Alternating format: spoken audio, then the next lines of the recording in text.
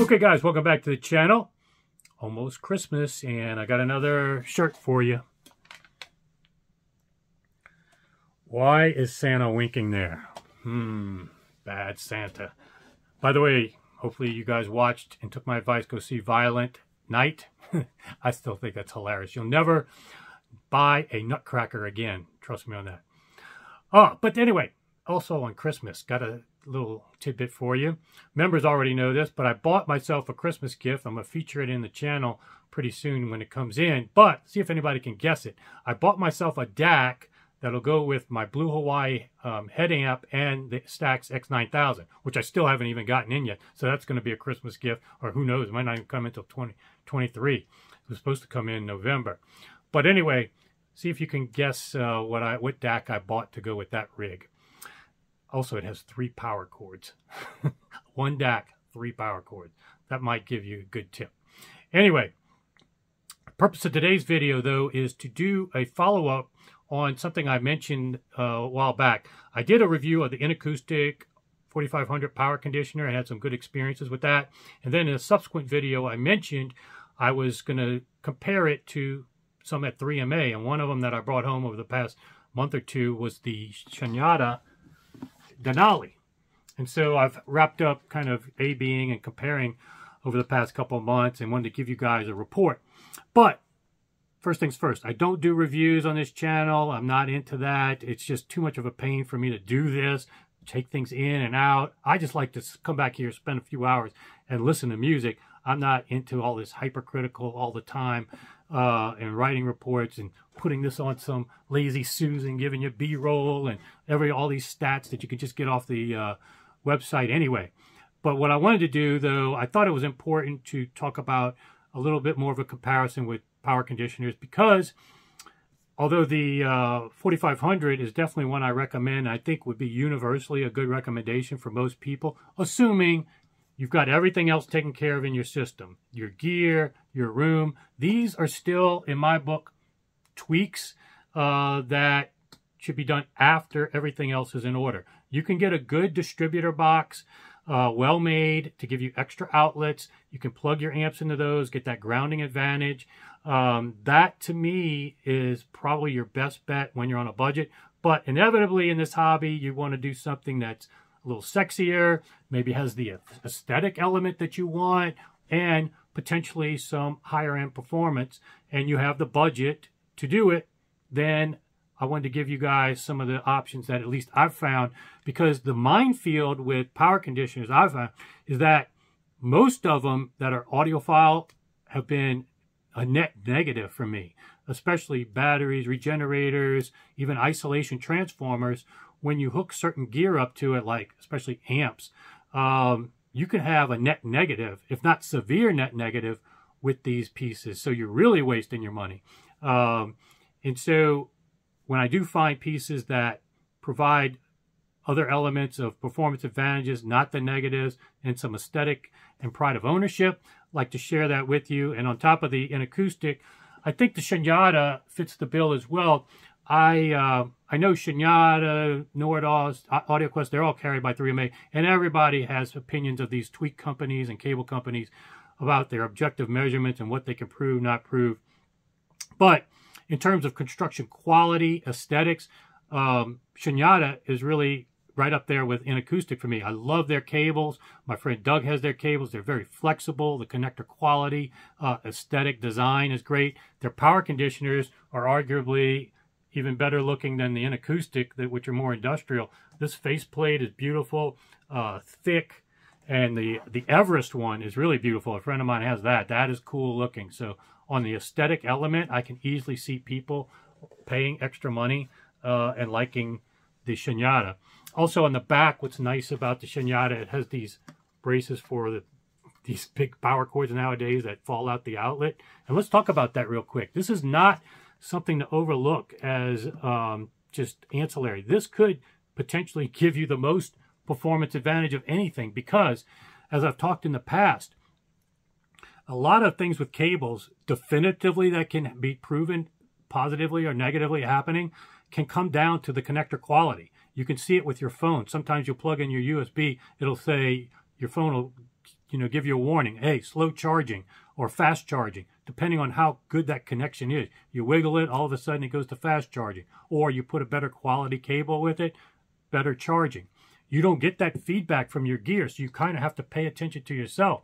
How good is the connector quality? You can have a $10,000 power cord, but if it's falling half out the outlet and arcing and not having a good connection, what are you really accomplishing? You may be still having a net negative.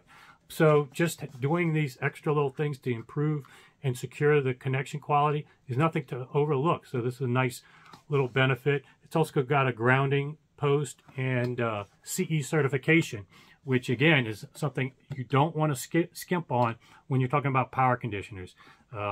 Any company that's dealing with power products should have the entire product, not just the parts inside. Be very careful about ones that skip UL or CE certification. Don't skimp on that. Now, outside the aesthetic element, which will be different for everybody, the performance aspects are going to be different for everybody with power conditioners because, as I've mentioned in the past, most of them have had negative impacts for me, especially if you plug amps into them. But I don't use FleeWatt amps with horns. If you have FleeWatt amps with horns, you could probably even use batteries to power them and not have negative impact. But a big amp and subs and everything else plugged into these, even if it's an isolation transformer that's not big enough, you can definitely have negative impact. So like I've said before in prior videos, don't just look at reviews in a vacuum of that gear and what that person says, including myself. Look at what other gear they're using with it and determine how much of that will be applicable to you based on what they've seen and the application. It's very important to understand that. So I'm relaying what I hear with mine. May not 100% apply to you, but I've spent enough time that I think I have a good handle in my room. Although it's very tough, first of all, to tell the difference between the two because there's not a huge difference. But also it's hard because you can't swap out power conditioners easily. You have to unplug everything, plug it back in and whatnot. And so it's not a quick A-B comparison. So I had to get used to something over a long period of time, change it out, and then see if I noticed anything that jumped out major. And quite frankly, there's nothing major that jumps out. But if I had to say, what are the macro, when somebody says the Shunyata versus the Inakustik, what would I describe it? And what would be my audiophile jargon for each piece? Well, the Inakustik, the words that come to mind every time I put it in is just everything with the music sounds composed. You could argue, I guess some people would call it darker presentation, but I just find the backgrounds are super black and the music comes out of nowhere. There's just a little enhanced level of 3D space I find, maybe because of the noise floor or whatever, filtering or whatever's going on. But the real advantage, like I said, with both of these pieces, the benefit of not having negatives is enough in the audiophile world to get it above most everything else out there. But in terms of net positives, I think I hear a little bit more net positives with the Inakustik for things that I like. And to talk about that in more detail, when I was comparing the two, like a song like Oh Dear by Sophie Salmani, which you know I play many times if you're a long-time subscriber and play on many systems, so I know it very well. When I would swap back and forth, I think with the Inakustik, things like the strumming of the guitar, the delineation of even the strings, almost where they are in the sound stage was a little more defined. The voice, the delineation of each word was a little more clear. And some of the details in some songs I play that are referenced in terms of hearing some background noise or background information or rustling of the person that I don't always hear with other systems. I think was very good with the Shunyata. I think the Shunyata does give you black backgrounds and you'll probably hear details you don't hear before and delineation that you may not hear before. I think that's a potential benefit you'll hear.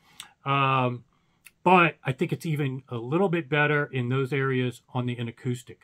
Now, I think when I think of the Shunyata, it's dynamic. The word composed doesn't come to mind. Excuse me, it doesn't come to mind. But it's not dark, and it's not bright in any way. It was smooth to listen to. Both of them fatigueless listening. I listened for hours each night, never got fatigued.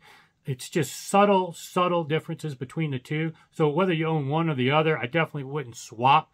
You'd be making mostly a lateral move. But if you don't have one that's really giving you advantages and has some of those negatives that I talked about before, I think these would be two to look at.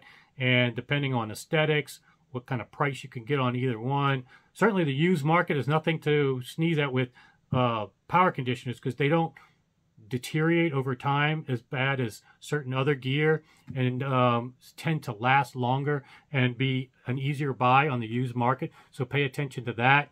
But they do sometimes use electrolytic capacitors, so you don't want to go back 20 plus years on some of these pieces. But that's something to kind of consider if you're on a tight budget.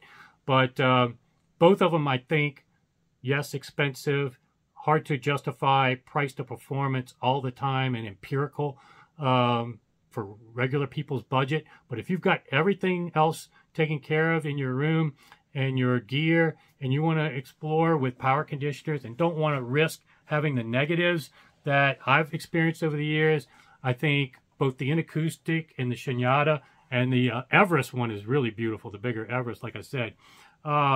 These would be ones to try in your system. And again, test them out with your gear. Most dealers will let you borrow these and you know, give you some time. Take some time, because again, these differences that I heard are not after 5 seconds or even 30 seconds. It was after track after track, or tracks that I know super well, just having to kind of really digest it to differentiate between the two. So hopefully this is helpful, even though it's not a clear-cut winner or not winner.